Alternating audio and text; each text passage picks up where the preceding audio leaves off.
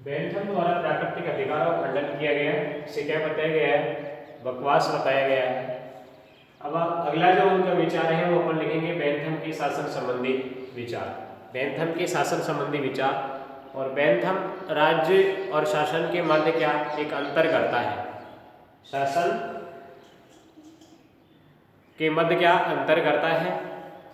उनके अनुसार राज्य संपूर्ण जन समुदाय है और राज्य के अंतर्गत वह छोटा सा एक क्या है संगठन है। राज्य की इच्छा जो कानून होती है तथा उद्देश्य को कार्यान्वित करता है और अधिकतम व्यक्तियों का क्या है अधिकतम सुख है। अधिकतम व्यक्तियों का अधिकतम क्या है सुख है। ये उनके शासन संबंधी कुछ क्या थे विचार थे। अब बेंथम के अनुसार राज्य के कार्य, बेंथम के अनुसार राज्य के जो कार्य बताए गए हैं वो ये हैं कि बेंथम राज्य को सामान्य सुख की वृद्धि का एक माध्यम समझते हैं। बेंथम महोदय ये कहते हैं कि सामान्य जो सुख है उस सुख की वृद्धि का एक क्या है माध्यम है क्या राज्य जो है। तथापि उसका राज्य एक नकारात्मक राज्य, लेकिन फिर भी बेंथम का जो राज्य है वो एक क्या है नकारात्मक राज्य है। और वह नकारात्मक भी इसलिए है क्योंकि ये लोगों को दंड विधान द्वारा ही समाज विरोधी कार्य करने से क्या रोकता है। समाज के विरुद्ध कोई कार्य किया जाता है तो उसको व्यक्ति को यह भय रहता है कि भाई राज्य कानून के द्वारा हमें क्या दंड दिया जाएगा और दंड के भय से ही अपन भी कुछ ऐसे कार्य नहीं करते हैं और ऐसे करेंगे कि जिसमें ज़्यादा से ज़्यादा लोगों की क्या हो भलाई हो। तो बेंथम जी भी यही कहते हैं कि भाई जो लोग हैं उन्हें दंड विधान उनको विधान का दंड मतलब दिया जाएगा ये भय उनको रहता है, इसलिए वो समाज जो विरोधी हैं कार्य करने से उन्हें रोका जाता है। जनता के नैतिक चरित्र को ऊंचा उठाना इसका कोई उद्देश्य नहीं है। और तय उसका राज्य व्यक्तिवादी है, इसलिए राज्य क्या है व्यक्तिवादी है। इसलिए कैटलिन जो महोदय हैं वो ये लिखते हैं कि भाई उनके दर्शन को व्यक्तिवादी अपन कह सकते हैं।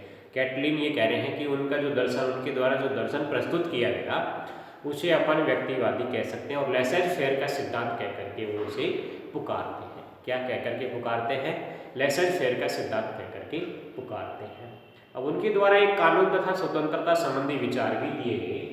कानून तथा स्वतंत्रता संबंधी विचार कि बेंथम के अनुसार राज्य एक विधि निर्माता निकाय है। बेंथम ने ये बताया कि भाई राज्य जो है वो एक विधि निर्माता क्या है निकाय है। विधि निर्माता क्या है एक निकाय है। और कानून संप्रभु के क्या होते हैं आदेश होते हैं। कानून संप्रभु के क्या है आदेश हैं और संप्रभु की इच्छा कानून के रूप में स्पष्ट होती है। संप्रभु की जो इच्छा है वो कानून के रूप में क्या होती है स्पष्ट होती है, इसलिए उसका पालन किया जाता है। इसलिए उसका पालन किया जाता है। और वह ये भी कहता है कि कानूनों का पालन करना प्रत्येक नागरिक का क्या है कर्तव्य है।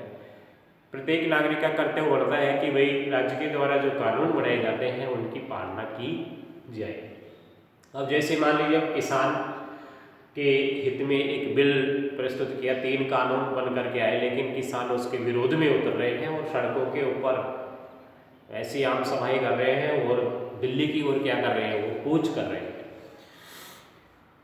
जबकि ये है कि कानून जो बनाए जाते हैं उनका क्या किया जाए पालन, ये हमारा क्या है कर्तव्य है। भाग 3 में संविधान के हमें अधिकार मिले हुए हैं, भाग 4 में हमारे क्या है कर्तव्य है। तो कर्तव्य जब अपन करेंगे तो ही अपने को अधिकार प्राप्त होंगे, अन्यथा नहीं होंगे। तो ये बात बेंथम जी कहते हैं कि ये उनका कर्तव्य, क्योंकि इस आज्ञा पालन में ही उसकी और हमारी क्या है भलाई निहित है। आज्ञा पालन के अंदर भी उसकी और हमारी क्या है भलाई निहित है। और बेंथम के अनुसार कानून संप्रभु के आदेश होते हैं, एक प्रतिबंध है, इसलिए ये स्वतंत्रता का क्या है विरोधी है।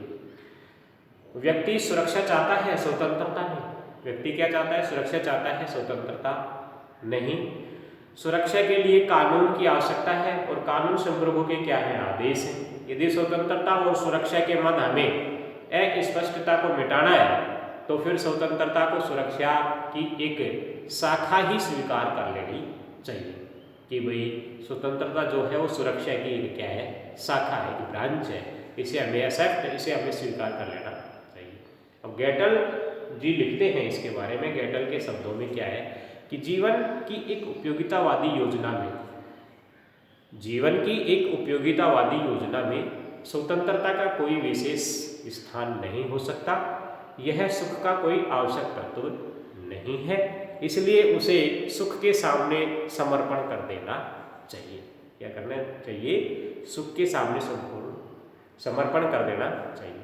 इसलिए बेंथम के द्वारा अधिकतम व्यक्तियों का जो अधिकतम सुख बताया गया, उसी के अनुरूप उनके सारे विचार दिए गए हैं। ये इस प्रकार का यदि उनका क्वेश्चन आता है तो हम क्या करेंगे? सोल्व करेंगे। इसे एक बार रिपीट कर लेंगे और ये स्वतः ही हमारे को समझ में आ जाएगा और ये अपना क्वेश्चन सोल्व हो सकता है। बेंथम के विचार।